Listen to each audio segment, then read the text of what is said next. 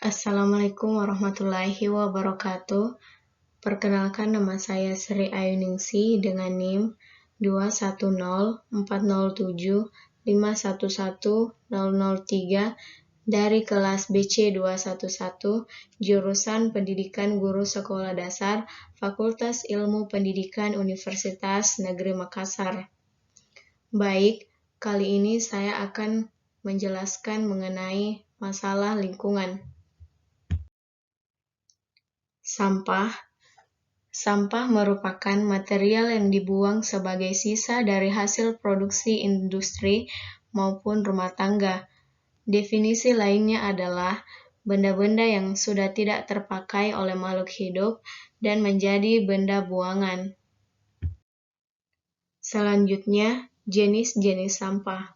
Yang pertama, sampah organik. Sampah organik merupakan bahan buangan yang berasal dari hasil produk berbahan dasar hayati yang dengan mudah akan terdegradasi oleh mikroorganisme atau mikroba. Contohnya, bahan buangan yang berasal dari dapur, sisa-sisa makanan, tepung, sayuran, kulit buah, daun, dan ranting. Yang kedua, sampah anorganik. Sampah anorganik merupakan bahan yang berasal dari hasil produk berbahan dasar non-hayati, baik berupa produk sintetik maupun hasil pengolahan bahan tambang. Contohnya, plastik, kertas, kaca, keramik, kaleng, botol, dan karton. Yang selanjutnya, masalah sampah di Indonesia.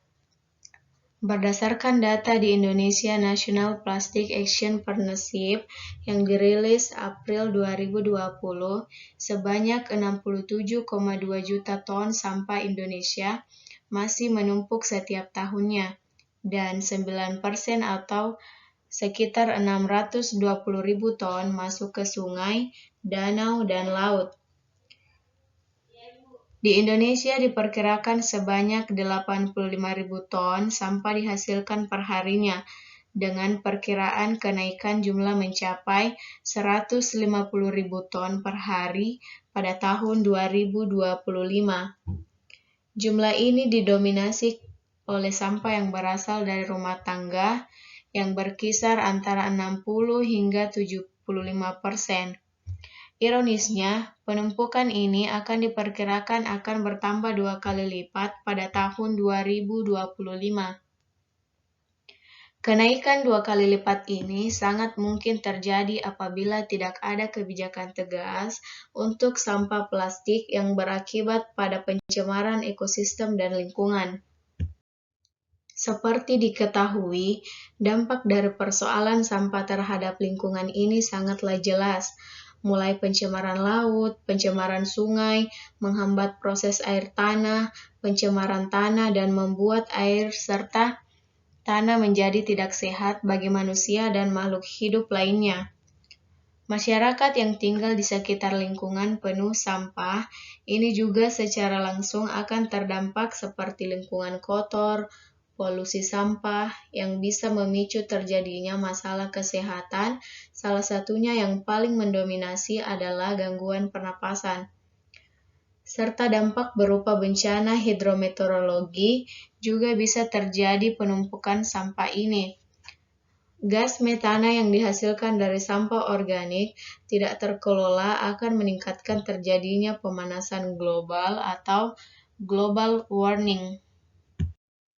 Solusi dari masalah tersebut adalah yang pertama, sebaiknya di setiap daerah diadakan truk untuk menampung sampah dan usahakan agar masyarakat tidak biasa memakai sampah plastik atau anorganik. Yang kedua, membawa kantung belanja dari rumah ketika pergi ke pasar atau supermarket. Yang ketiga, mendaur ulang dan membuat kompos dari sampah.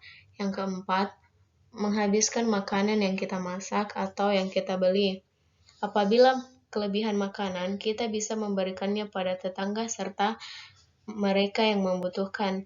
Selain mengurangi sampah, berbagi makanan juga dapat mengurangi angka kelaparan. Sekian penjelasan dari saya. Wassalamualaikum warahmatullahi wabarakatuh.